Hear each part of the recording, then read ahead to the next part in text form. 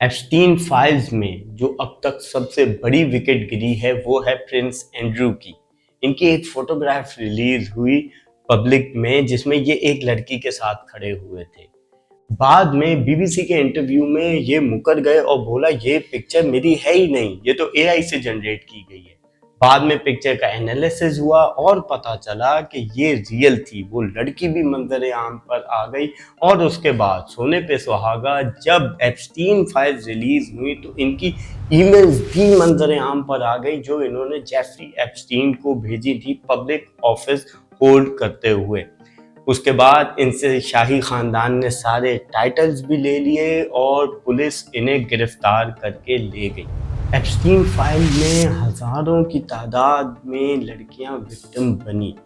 इनमें से ज्यादातर रिकॉर्ड पर हैं, इनके इंटरव्यूज भी मौजूद हैं, मगर वो पब्लिक में नहीं आती क्योंकि जो उनके साथ हुआ वो अभी तक उसी ट्रॉमा में हैं। ये लोग माइनर गर्ल्स को टॉर्चर करते, उनके साथ रेप करते और पता नहीं क्या क्या शैतानी काम करते जो मैं आपको इस वीडियो में बताऊंगा। 20 साल तक ये सब कुछ चलता रहा, यानी 2 डेकेड्स तक। जेफरी एप्स्टीन व्हाइट हाउस के इतना करीब था कि बिल क्लिंटन एक्स प्रेसिडेंट और अभी करंट प्रेसिडेंट डोनाल्ड ट्रंप भी इसकी पार्टीज में पाए जाते थे।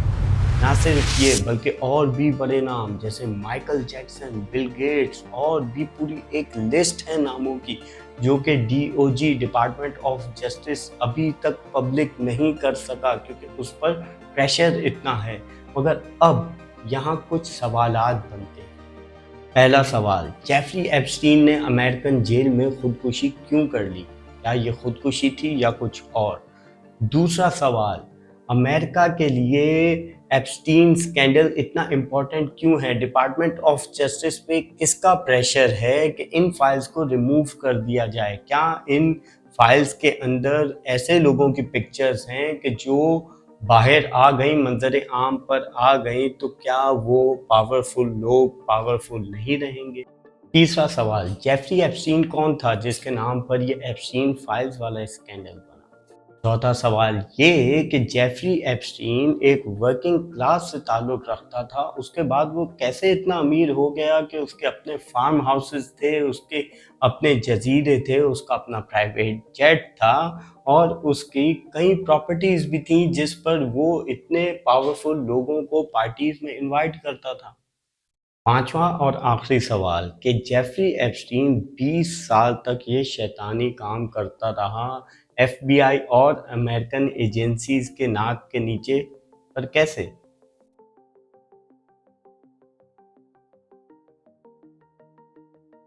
एप्स्टीन फाइल्स में 3 मिलियन डॉक्यूमेंट्स हैं, वीडियोस हैं, पिक्चर्स हैं जो जेफरी एप्स्टीन के फार्म हाउसेस और बाकी घरों से मिली। इनमें वो सारी डिटेल्स हैं जिसमें जेफरी एप्स्टीन क्या क्या करता रहा वो सब कुछ शामिल है। इसीलिए इस स्कैंडल का नाम जेफरी एप्स्टीन के नाम पर एप्स्टीन फाइल्स बना और जो लोग इसमें शामिल थे जिनकी नागेबा पिक्चर्स भी मंजर आम पर आई उन्हें एप्स्टीन क्लास कहा जाता है।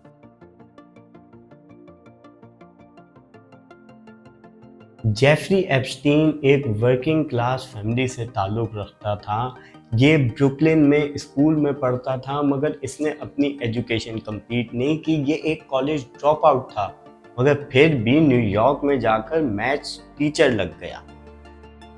उसके बाद ये एक फाइनेंशियल फर्म में काम करता रहा जिधर के बॉस लेक्स वैग्जनर ने अपनी जायदाद इसके नाम कर दी।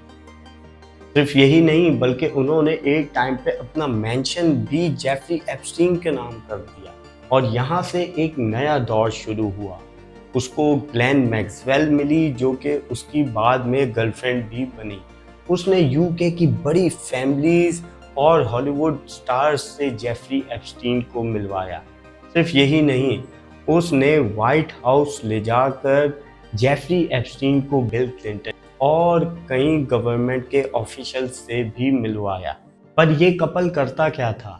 ये दरअसल एक सेक्स ट्रैफिकिंग का बिजनेस चलाते थे जिधर माइनर गर्ल्स को इन बड़े पावरफुल लोगों के आगे पेश किया जाता था।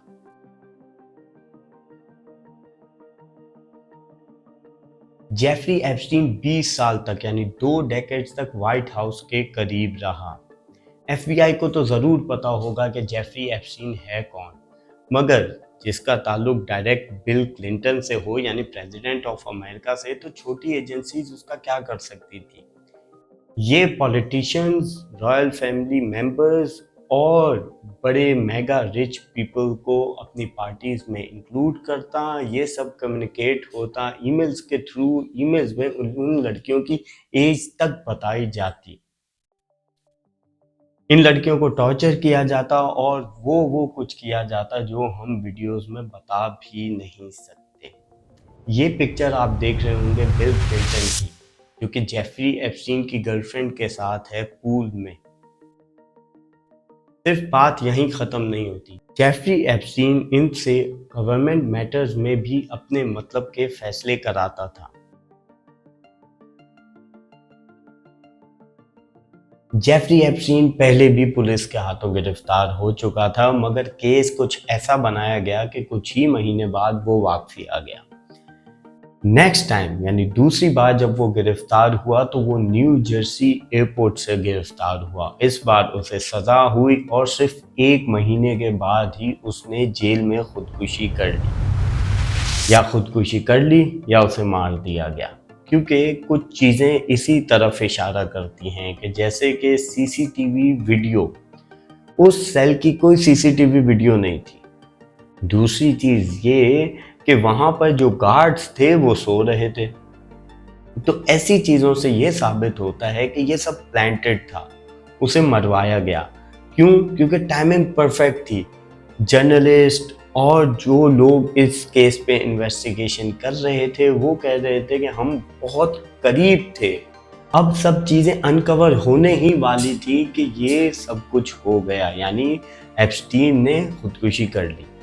कुछ लोगों के बकौल जेफरी एप्स्टीन इस्राएली एजेंट था, जो कि इन पॉलिटिशियंस की पिक्चर्स और वीडियोस, यहाँ तक कि इम्पोर्टेंट गवर्नमेंट डॉक्यूमेंट्स को भी आगे फॉरवर्ड करता था, ताकि इन्हें ब्लैकमेल करके इनसे अपने मतलब के काम करवाए जा सकें। इसीलिए जब काम पूरा हो गया तो इंटेलिजेंस एजेंसी ने उसे मरवा दिया, क्योंकि उसके पास कुछ ऐसे राज थे जिसमें बड़े बड़े लोग फंस सकते थे। यहाँ तक कि यूएस प्रेसिडेंट से रिलेटेड पिक्चर्स भी मौजूद थी एप्स्टीन फाइल्स में, जो कि वो कुछ लोग नहीं चाहते थे लीक हों। इसीलिए इंटेलिजेंस ने जब देखा कि हमारा काम पूरा हो गया तो उन्होंने एप्स्टीन को रास्ते से हटा दिया।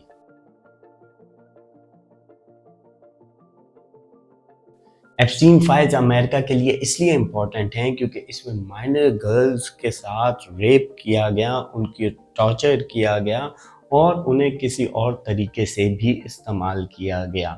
दूसरी इम्पोर्टेंट चीज़ ये है कि उसमें अमेरिकन प्रेसिडेंट डोनाल्ड ट्रंप का कोई 100 बार से ज़्यादा नाम आ चुका है। अब कांग्रेस और एप्स्टीन फाइल्स के विक्टिम दोनों मिलकर डीओजे यानी डिपार्टमेंट ऑफ जस्टिस पर प्रेशर डाल रहे हैं कि जो फाइल्स, जो कंप्लीट एप्स्टीन फाइल्स हैं, उनको पब्लिक किया जाए ताकि सच सामने आ सके।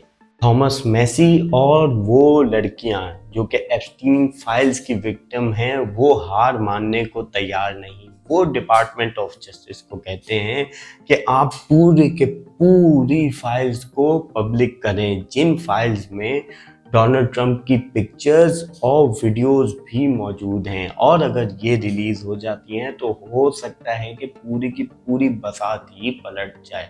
दोस्तों, अगर आपको ये वीडियो पसंद आई है तो कमेंट करके ज़रूर बताएं और चैनल को सब्सक्राइब करना ना भूलें। मैं हूं अली शीन, मिलते हैं इंशाल्लाह अगली वीडियो।